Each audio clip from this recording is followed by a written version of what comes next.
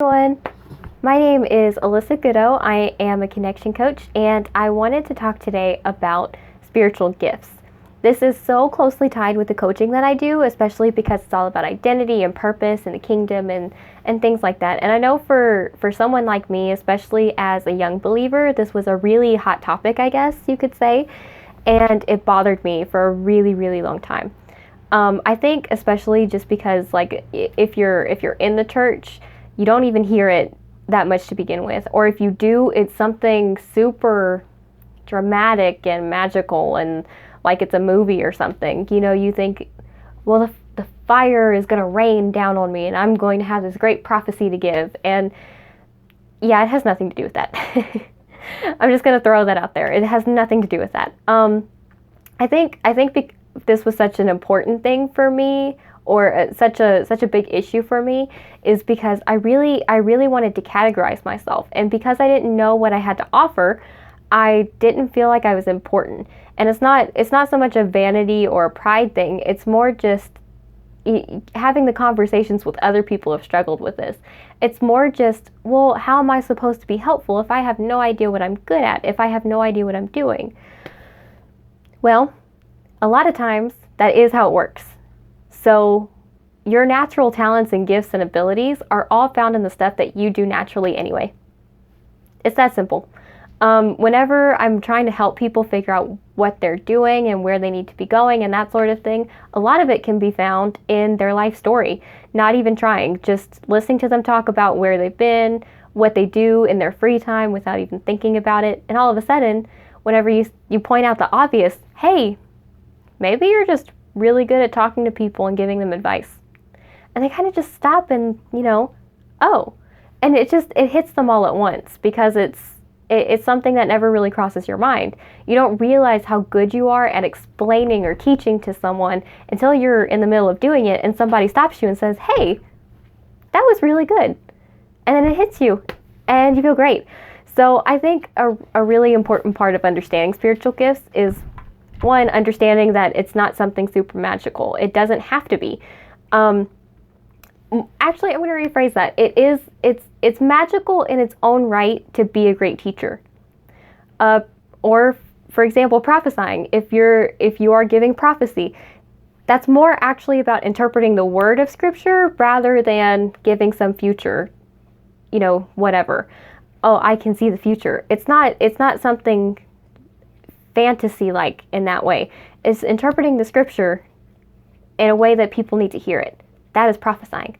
We really need to shift our focus into how we look at things. Speaking tongues and that sort of thing. It doesn't necessarily have to be, I spoke some different language and it came out in a way that you needed to hear it.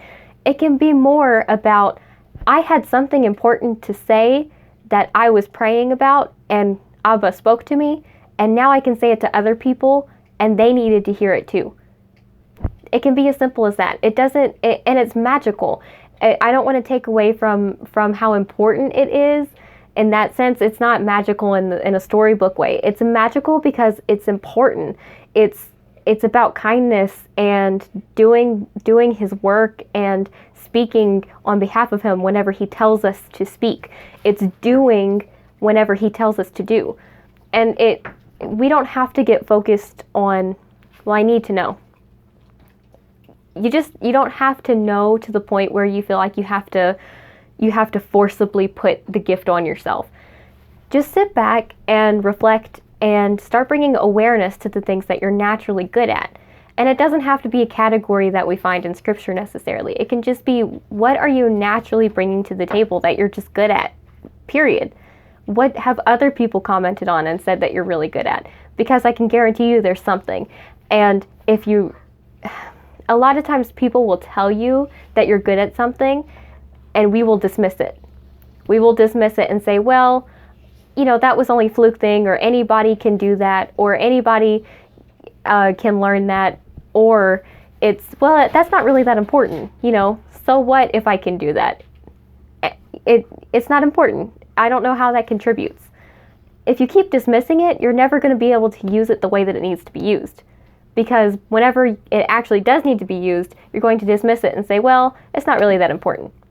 whatever your gift is, it will naturally start to happen. So don't quiet it. Don't try to diminish it at all. Encourage it, bring awareness to it, manifest it in a way to build it up and nurture it. So that way, if you notice, hey, I'm a decent teacher, and you don't have to be the best teacher in the world. You don't have to be the best at something to be good at it. If you just bring attention to it and say, I'm actually pretty decent at explaining things to people. I think that works. And more importantly, I'm pretty decent at helping them find the answer instead of just spitting it at them. Okay, great. So you're naturally good and fundamentally good at it. Now let's go find other teachers who are even better, and let's learn from them. What are they doing? How can I improve myself? And how do I bring my own unique voice to the table in that gift? There's so much that we can build upon if we stop trying to judge it, if we stop trying to put something on it and attach something to it. So I hope that's helpful. If you're kind of lost on doing it, I don't mind having, we can have a conversation about it for sure. But if you're kind of lost on it, just kind of write out your life story and figure out, or just think back to what you were doing in your free time that you didn't really notice that you were doing. Or maybe a moment that you were really proud of that you weren't able to share, or that nobody else really understood the way that you understood it, but you were just really proud of it and you just knew, like, yes, this is right. I just did that really well and I knew that was right. There are those moments that we need to look for, so that way we can start to get a sense of, is this right? And then if you're still not sure, because sometimes we can say, oh, I have this gift, and we definitely don't. Bring it to some wise people. Bring it to some elders that you can trust and ask, hey, do you think that this is right for me? Do you think that I am doing this right? And of course, first and foremost, pray. Pray about it before you do anything. Pray about it and see pray about it and ask Abba to show you how you offer his light into the kingdom. I think that's the number one place to start and pray for. So I hope this was helpful, and I can't wait to hear about all your gifts that you think that you have. So bye, thanks for listening.